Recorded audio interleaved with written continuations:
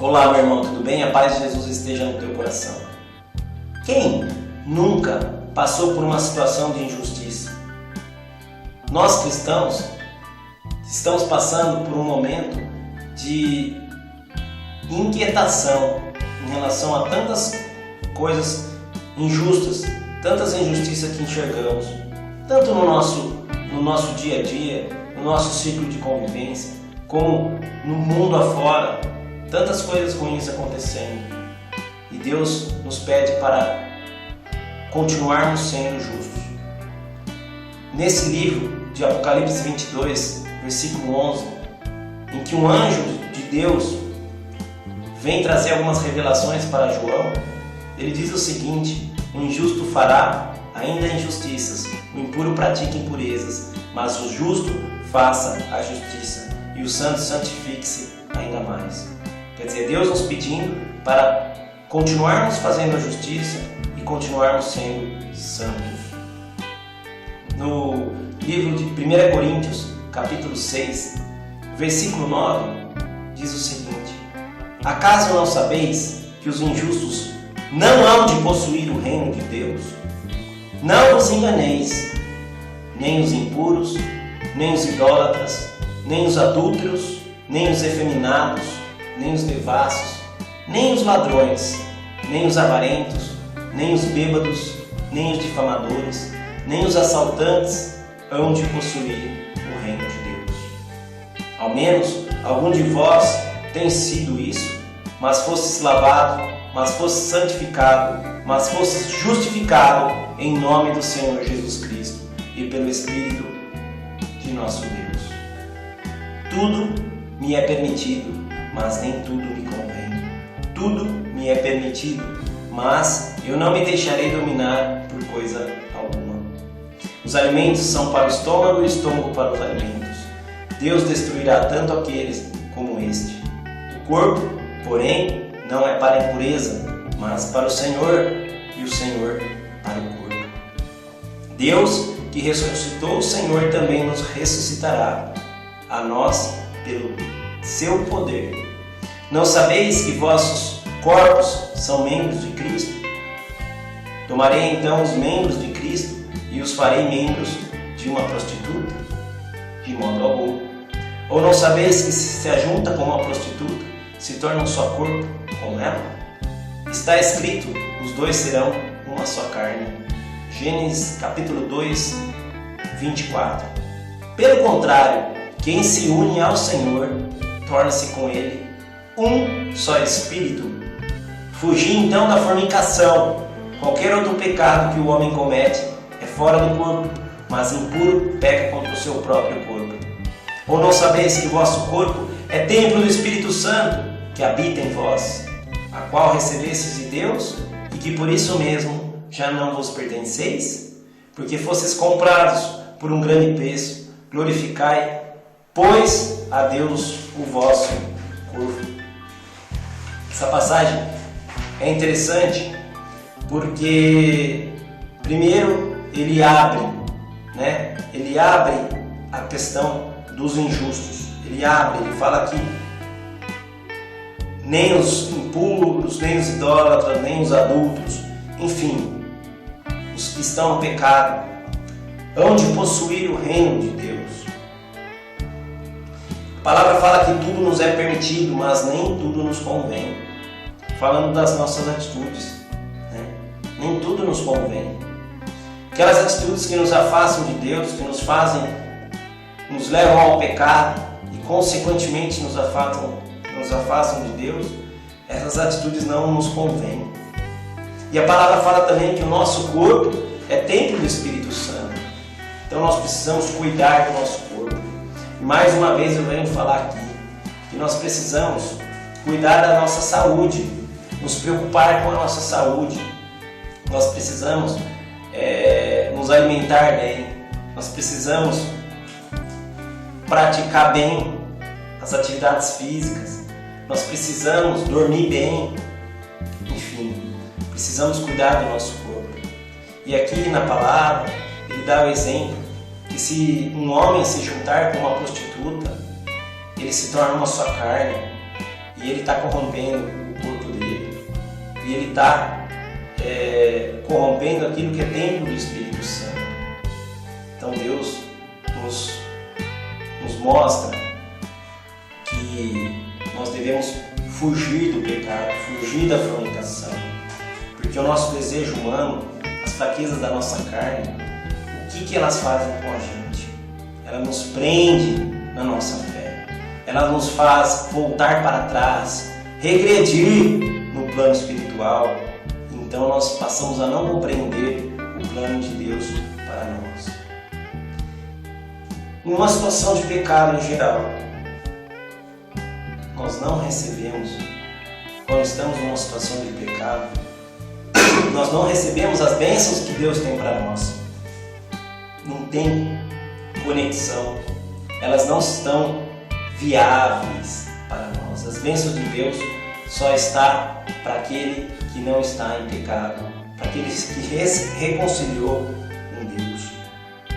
Então, falando em pecado, falando em situação de pecado, a palavra diz que nós precisamos nos humilhar diante de Deus para pedir perdão, para reconhecer que somos pecadores, que erramos, que caímos, porque o Senhor Jesus Cristo na cruz já nos deu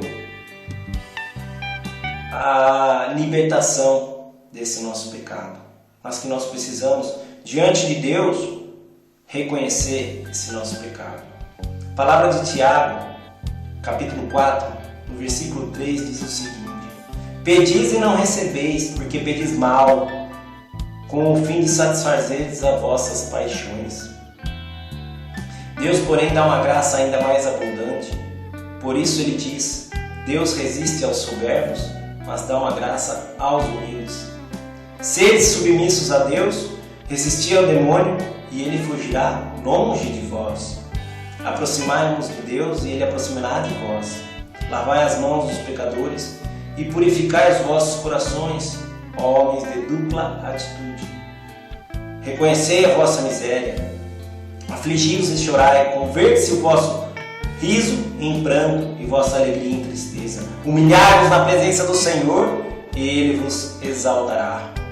Então, que nós não tenhamos vergonha de nos colocar em oração, de nos humilharmos na presença de Deus, de reconhecermos que nós não somos nada, de reconhecermos que nós somos fracos, nós somos pecadores, e nos tornarmos submissos a Deus, e buscarmos a Deus, porque se a gente buscar a Deus, se a gente se aproximar de Deus, o que vai acontecer? O demônio vai fugir da gente. O demônio não vai ter mais poder de influenciar a nossa vida. Então nós temos que buscar o Senhor. E nós temos que ter a consciência de que precisamos nos humilhar diante de Deus, na presença de Deus. Porque Jesus Cristo já pagou o preço por nós. Nós não precisamos nos envergonhar diante de Deus e falar: não, eu não vou, eu estou com vergonha. Eu não tenho coragem de chegar para Deus e reconhecer o meu pecado. Com que cara eu vou falar com Deus? Errei, eu fiz aquilo exatamente que eu não deveria fazer, mas eu acabei fazendo, eu acabei sendo influenciado por pessoas, acabei sendo fraco na minha fé, eu cedi. Mas nós não devemos nos envergonhar. Pelo contrário, a palavra fala que nós devemos sim nos humilhar diante de Deus e reconhecer que somos pecadores, que somos fracos, e que em nome de Jesus o nosso pecado já está perdoado. E quando nós nos colocamos na presença de Deus, seremos exaltados. Quando nós nos humilharmos diante de Deus, Deus está falando, nós seremos exaltados. E Deus, meus irmãos, o que Deus é? Deus é amor. Se tivermos que resumir Deus em uma única palavra, eu acredito que a palavra que mais se encaixa é o amor. Então você pega no Evangelho, capítulo 15, versículo 9, diz o seguinte: Como o Pai me ama, assim também eu os amo. Perseverar no meu amor. Se guardardes os meus mandamentos, sereis constantes no meu amor, como também eu guardei os mandamentos de meu Pai. Disse-vos essas coisas, para que minha alegria esteja em vós, e vossa alegria seja completa. Então Jesus nos pedindo para perseverarmos no amor de Deus. Jesus pedindo para guardarmos e cumprirmos os mandamentos que Ele nos deixou, assim como Ele fez. Se perseverarmos no amor, se persistirmos no amor, se cultivarmos o amor na nossa vida, no nosso dia a dia, nós teremos a alegria completa. Não é parcial, é completa. Então, meus irmãos, eu gostaria de concluir com vocês que perseverar no amor é não resistir ao chamado de Deus.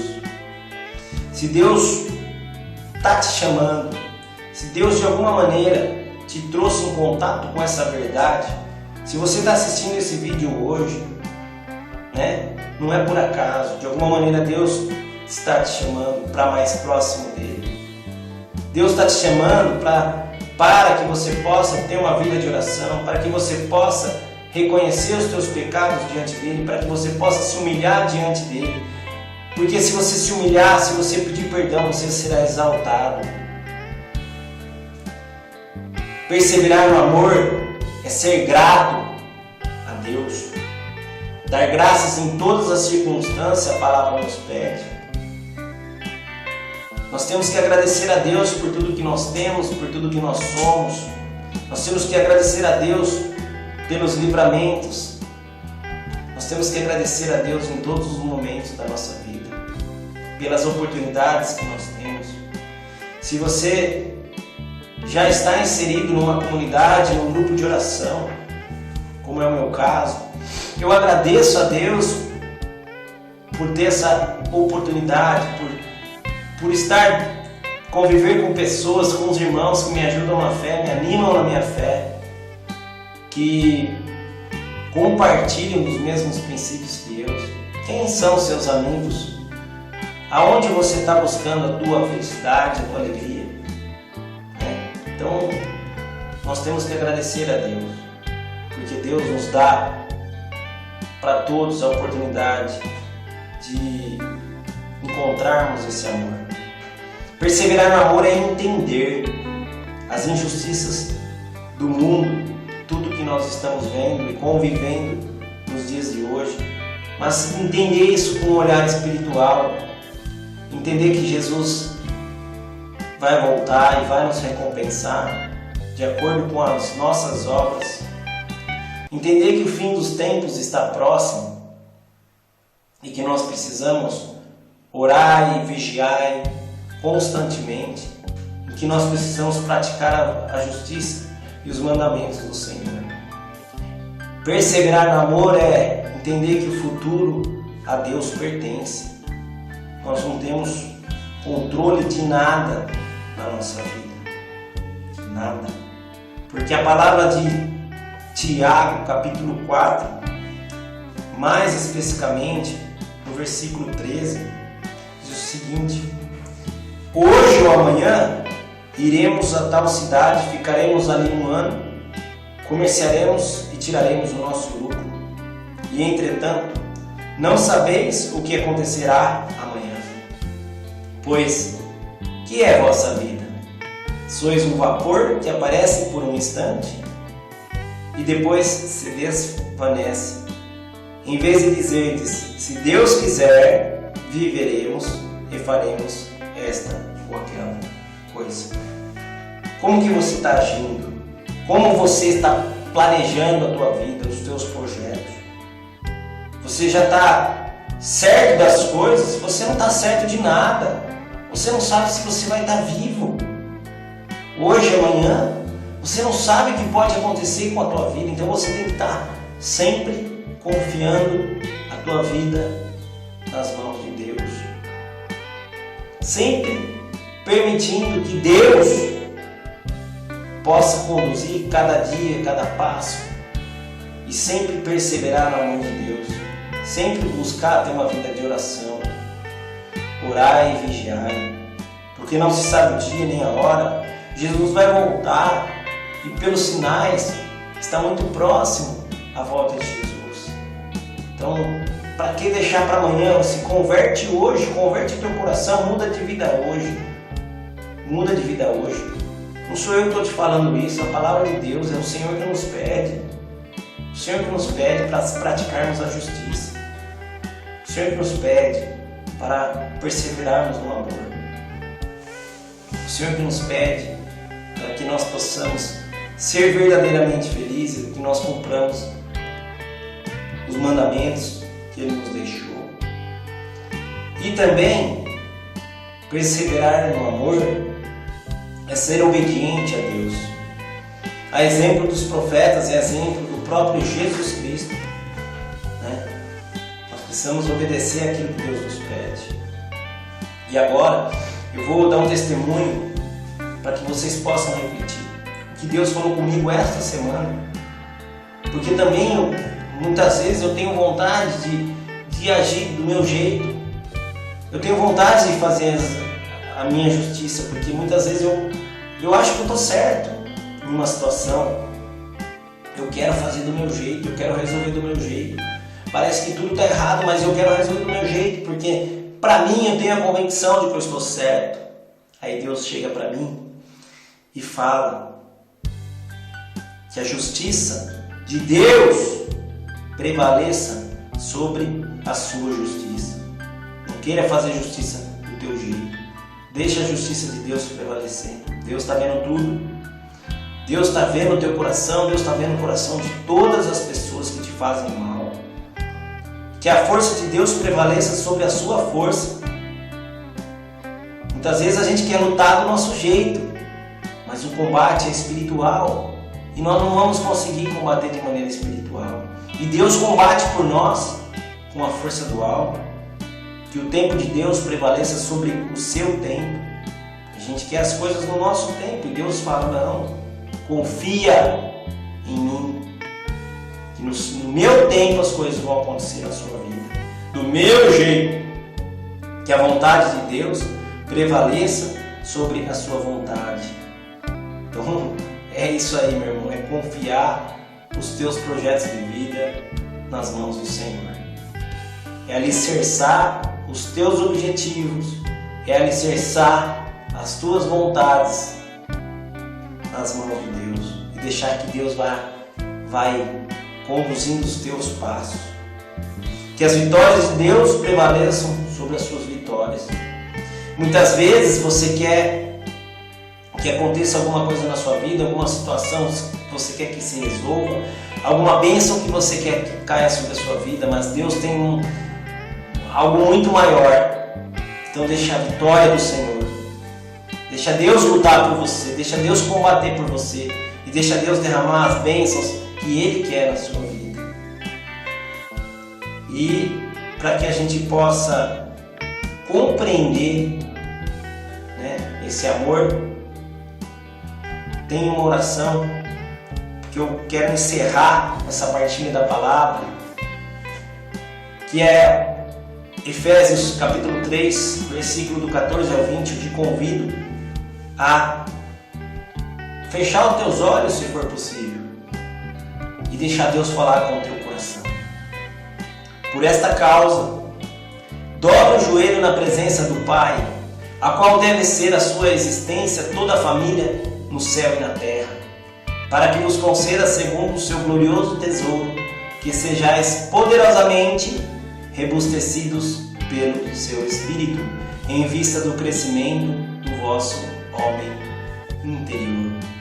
Que Cristo habite pela fé nos vossos corações, arraigados e consolidados no amor, a fim de que possais, como todos os cristãos, compreender qual seja a largura, o comprimento, a altura e a profundidade. Isto é, conhecer o amor de Cristo, que desafia todo conhecimento, e sejais cheios de toda a plenitude de Deus. Aquele que, pela virtude que opera em nós, pode fazer infinitamente mais do que tudo quanto pedimos ou entendemos. Repetindo este último versículo, aquele que, pela virtude que opera em nós, pode fazer infinitamente mais do que tudo quanto pedimos ou entendemos. Ou seja, nosso Deus é o Deus do impossível, é o Deus que tudo pode. Você precisa confiar, você precisa confiar no que a palavra hoje traz para a tua vida. A vontade de Deus tem que prevalecer, a justiça de Deus tem que prevalecer, vai prevalecer na tua vida. O amor de Deus vai estar contigo e vai te levar para a glória de nosso Deus, para a eternidade.